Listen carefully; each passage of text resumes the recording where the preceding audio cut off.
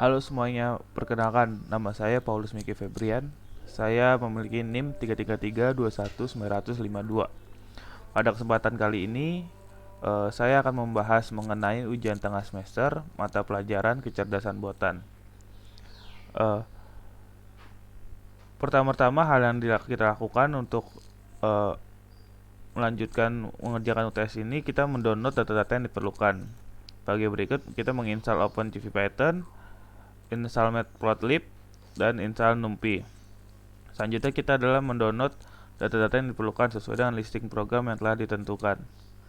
Nah, menggunakan listing program yang ini kita menjalankan. Nah, setelah selesai, setelah semua download terinstall, lanjut kita melakukan classifier visualizer dengan listing program yang sudah ditentukan juga. Kita langsung running saja. Setelah selesai, kita langsung melakukan pembahasan mengenai soal. Soal yang pertama adalah analisa algoritma untuk logistic regression P dan analisa algoritmanya dan jalankan di komputer Anda. Pertama-tama saya akan menjelaskan algoritma logistic regression P itu sendiri. Algoritma tersebut merupakan algoritma yang biasa digunakan untuk melakukan proses klasifikasi antara variabel independen dan variabel dependen. Dengan menggunakan algoritma ini, hubungan yang dimiliki antara variabel independen dan dependen dapat dianalisa dengan memperkirakan probabilitas yang dimilikinya. Nah, berikut tadi adalah penjelasan singkat mengenai algoritma logistic regression. Selanjutnya, untuk mengerjakan soal dari nomor 1 tersebut, kita melakukan pemanggilan library dengan melakukan proses import from numpy snp dan from sklearn import linear model dan import matplotlib pilot dan splt. Kita melakukan pemanggilan library dan menggunakan library sklearn untuk memanggil fungsi logistic regression. Nah, di sini kita lanjut kita melakukan definisi variabel dependent dan independent ke dalam bentuk array numpy. Di sini variabel x didefinisikan sebagai variabel independen definisikan sebagai variabel x, sedangkan variabel independennya definisikan sebagai y. Nah, x dan y. Selanjutnya kita adalah melakukan pembuatan model untuk data dengan melakukan fungsi logistic regression. Di sini adalah fungsi logistic regression dengan c sama dengan 1 dan c sama dengan 100. Selanjutnya dengan menggunakan fungsi fit, kita dapat menggunakan data yang sudah didefinisikan sebelumnya. Kita dapat melatih data tersebut dengan menggunakan fungsi fit ini. Setelah selesai kita melakukan visualisasi performan classifiernya. Langsung kita running saja. Nah, hasilnya adalah sebagai berikut. Gambar ini merupakan grafik proses kualifikasi di mana titik-titik tersebut merupakan variabel independen dan area yang mengitari titik tersebut adalah merupakan klasifikasi yang membedakan data tersebut. Nilai C yang tadi yang di sini merupakan nilai penalti apabila terjadi misklasifikasi, sehingga algoritma akan menyesuaikan diri dengan data. Akan tetapi penggunaan nilai tersebut harus dibatasi karena apabila data terlalu akurat maka akan terjadi overfitting sehingga tidak tersebar dengan baik. Berikut ini adalah penjelasan dari pengerjaan dan penjelasan dari nomor 1. Selanjutnya kita mengerjakan nomor 2, di mana nomor 2 ini adalah kita menganalisa algoritma untuk decision trees P dan analisa algoritmanya dan jalankan di komputer Anda. Algoritma decision trees adalah algoritma yang membatasi dataset ke dalam beberapa cabang lalu membuat keputusan sederhana pada tiap level cabangnya. Proses ini eh, di- didapati dengan cara melatih model agar mengetahui bagaimana cara membagi dan data dengan cepat. Dan algoritma ini akan membangun aturan berdasarkan data masukan dengan label targetnya. Kita di sini adalah menggunakan library dari Scalene Tree. Terus juga kita menggunakan library Scalene Model Selection untuk memanggil fungsi trend test splitnya. Nah, di sini kita bisa lihat. Dan ini kita menggunakan library Scalene Model Selection untuk menginput atau mengimport trend test splitnya. Selanjutnya kita mendefinisikan data yang akan digunakan untuk proses kualifikasi. Data tersebut berasal dari file data decision trees yang sudah di-download sebelumnya. Nah, di sini kita bisa lihat. Nah, selanjutnya kita membagi kelas pada data sesuai dengan label dari masing-masing data. Nah, di sini kita membagi kelas untuk masing-masing data. Selanjutnya kita melakukan visualisasi pada data input dengan menggunakan matplotlib. Data akan ditampilkan dalam bentuk scatter plot. Nah,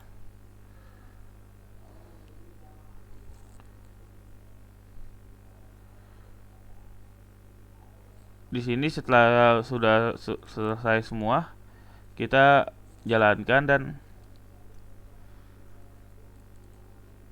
nah, hasilnya ada sebagai berikut. Di sini pada gambar yang pertama adalah menunjukkan persebaran dari data masukan yang sudah didefinisikan tadi. Dapat terlihat bahwa pola di mana beberapa data cenderung untuk saling berdekatan satu sama lain. Selanjutnya untuk yang gambar ini sama seperti logistic regression. Pada grafik ini menunjukkan klasifikasi yang dilakukan oleh decision tree. Apabila melihat grafik sebelumnya dapat dilihat bahwa perbedaan pada data di tengah. Selanjutnya yang bawah adalah seperti yang terlihat pada grafik yang di bawah ini.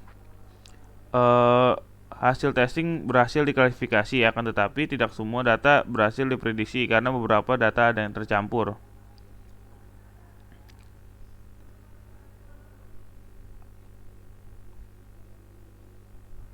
Nah, untuk mengevaluasi performa dari proses prediksi yang telah dilakukan model, kita menggunakan fungsi classification report.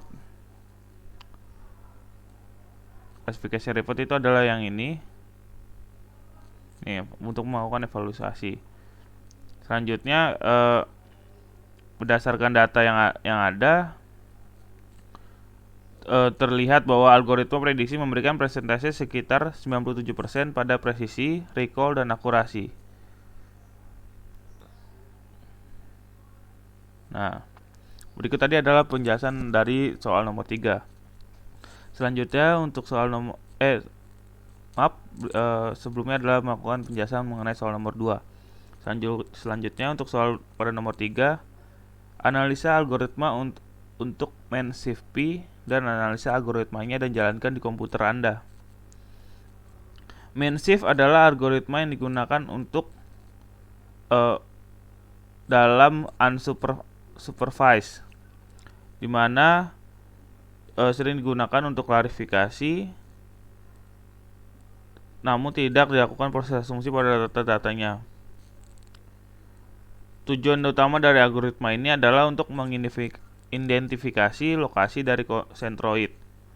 Pada setiap titik di dalam data training dilakukan windowing untuk menghitung sentroidnya. Selanjutnya untuk melakukan pengerjaan soal nomor 3 ini kita mengimport library yang dibutuhkan dan fungsi untuk menjalankan algoritma MENSIF tersebut dapat kita temukan pada library list Scalene cluster dan MENSIF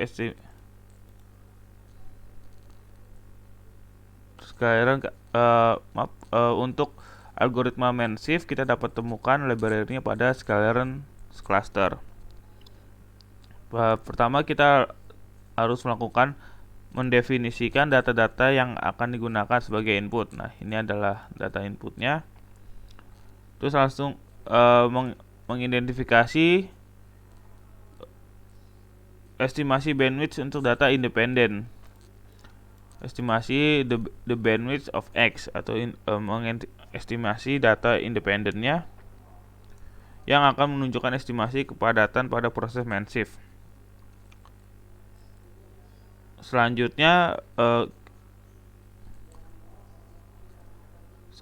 pada program ini di sini kita melatih model clustering menggunakan fungsi MENSIF memakai data yang sudah diestimasikan sebelumnya.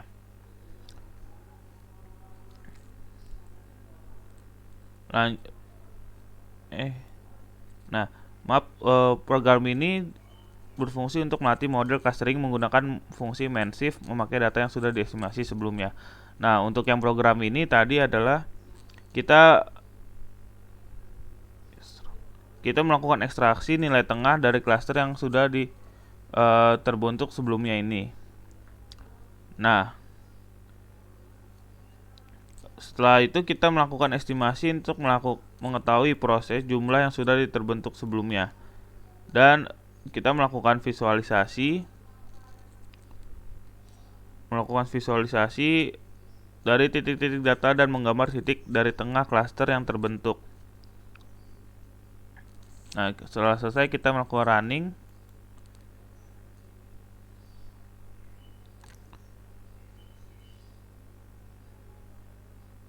Nah, di sini adalah center of cluster yang berdasarkan data yang input sebelumnya. Nah, hasil dari algoritma MENSIF yang telah melakukan klasifikasi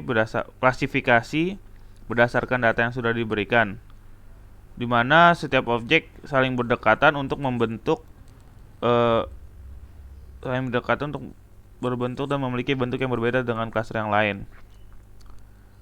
Nah, selanjutnya kita membahas nomor 4, di mana pada nomor 4 ini adalah kita menganalisa algoritma untuk nearest neighbor classifier dan analisa algoritmanya. Pertama-tama saya izin menjelaskan nearest neighbor classifier merupakan algoritma klasifikasi yang menggunakan nilai dari tetangga terdekat untuk melakukan klasifikasi, di mana algoritma ini akan menentukan nilai K yang terdekat untuk mengidentifikasikan kategori dari data masukan yang diberikan, di mana nilai tertinggi yang diberikan oleh data tersebutnya terdekatnya akan diklasifikasi. Pertama kita langsung ke proses pembahasan algoritma tersebut. Kita melakukan pemanggilan library yang dibutuhkan. Untuk menjalankan algoritma ini, kita dapat menemukan pada library Skleron neighbor dataset. Nah, selanjutnya kita mengidentifikasikan data yang akan digunakan sebagai input, dimana kita di sini mendefinisikan data tersebut dan berasal dari file data txt tadi yang di atas tadi yang telah di-download. Selanjutnya kita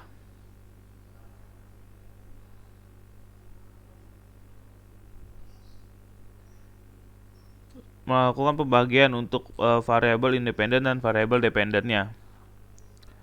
Nah, di sini setelah selesai kita melakukan visualisasi dari data yang diberikan sebelumnya.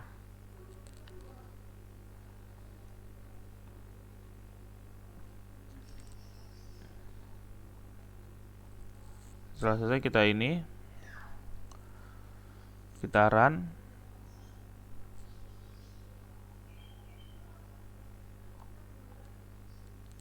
Ya, di sini ada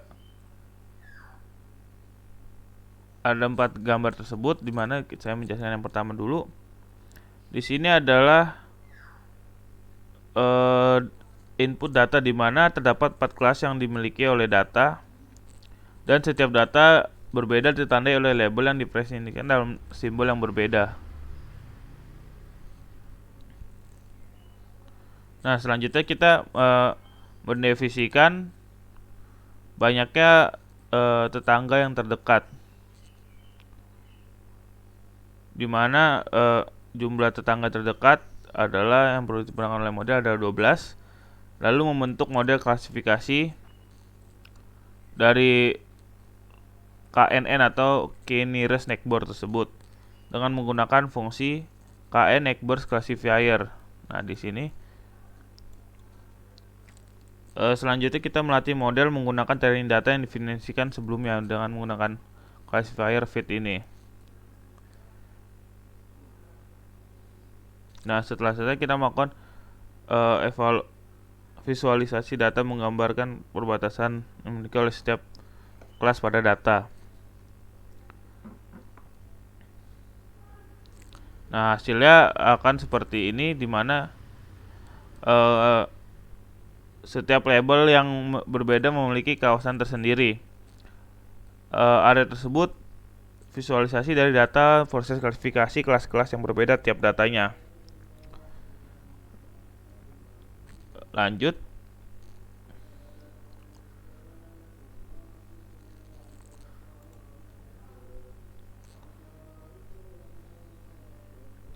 Setelah itu kita melakukan proses visualisasi dari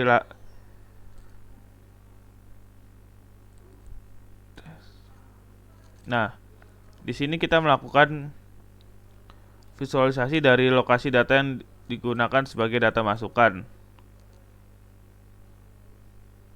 Nah, di sini kita lihat pada gambar ini, pada grafik di mana titik X ini merupakan posisi dari data yang baru saja dimasukkan. Dan berdasarkan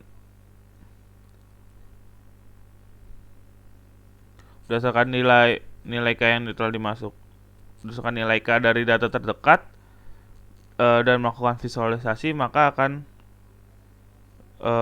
terlihat seperti ini, di mana nilai data dengan nilai K terdekat ditunjukkan oleh simbol yang ditembalkan. Bisa dilihat terdapat sekitar 12 objek yang dihitamkan di sini, di mana di sini adalah data-data yang terdekat.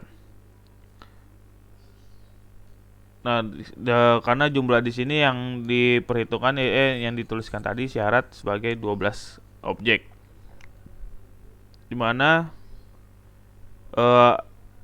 algoritma K-Nearest Neighbor ini melakukan klasifikasi dan memperhitungkan nilai yang dimiliki oleh data yang paling dekat dengan data masukannya. Itu tadi adalah penjelasan mengenai soal nomor 4 tersebut.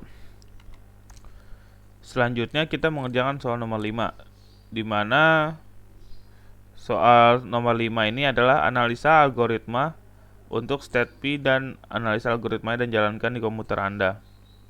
Pertama kita melakukan install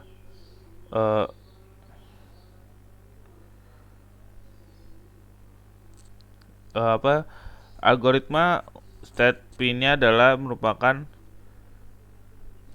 nama program untuk mengetahui hubungan antara provinsi di suatu negara,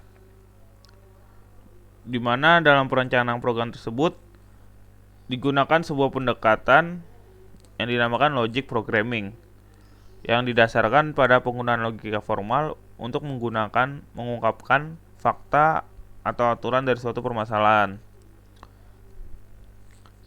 Dan program StateP ini dapat digunakan untuk menganalisa geografi dari berbagai provinsi pada Amerika Serikat, di mana program akan memberikan jawaban berdasarkan fakta dan aturan yang sudah didefinisikan melalui pendekatan logik programming.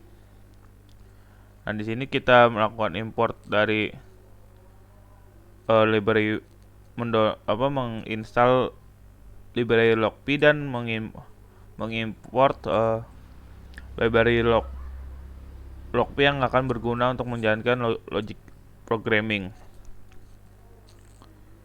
Di sini kita selanjutnya adalah melakukan inisiasi hubungan untuk mendefinisikan file-file yang berisikan data-data yang diperlukan.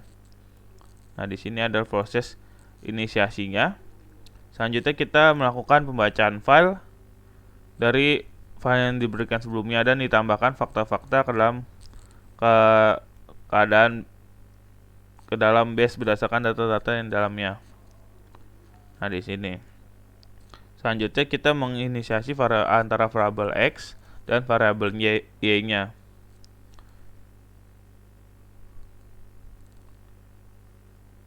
Nah, di sini kita melakukan program yang berfungsi untuk memberikan pertanyaan-pertanyaan pada algoritma yang telah dibuat. Nah, di sini kita bertanya, apakah Nevada bersebelahan dengan Louisiana? Selanjutnya pada program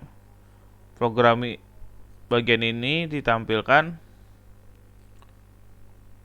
provinsi mana saja yang bersebelahan dengan Oregon.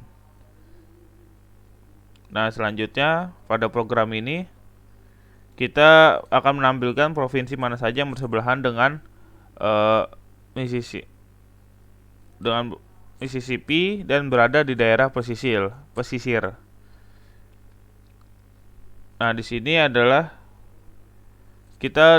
menghitung ada berapa provinsi yang bersebelahan dengan provinsi yang berada di pesisir tersebut. Nah, di sini kita melakukan daftar provinsi yang bersebelahan. Dua provinsi yang diberikan dalam program ini kita masukkan Arkansas dan Kentucky. Setelah kita buat, lalu kita running.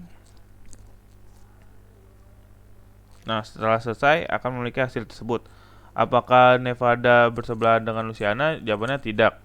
Dan berikut ini adalah list provinsi yang berdekatan dengan Oregon, ialah Idaho, Washington, Nevada, dan California. Selanjutnya adalah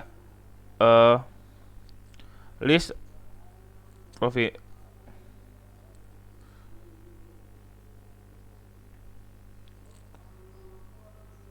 Selanjutnya adalah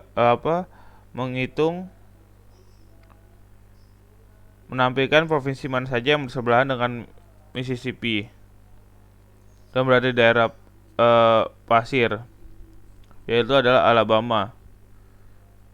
Terus selanjutnya adalah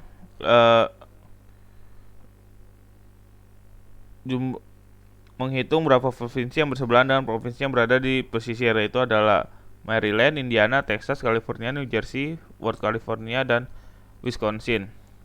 Selanjutnya adalah melihat daftar provinsi bersebelahan berdasarkan dua provinsi yang diberikan, antara Arkansas dan Kentucky, ialah Tennessee dan Missouri. Sekian penjelasan dari saya mengenai ujian tengah semester mata kuliah kecerdasan buatan. Semoga apa yang saya berikan ini dapat bermanfaat, dan terima kasih atas perhatiannya.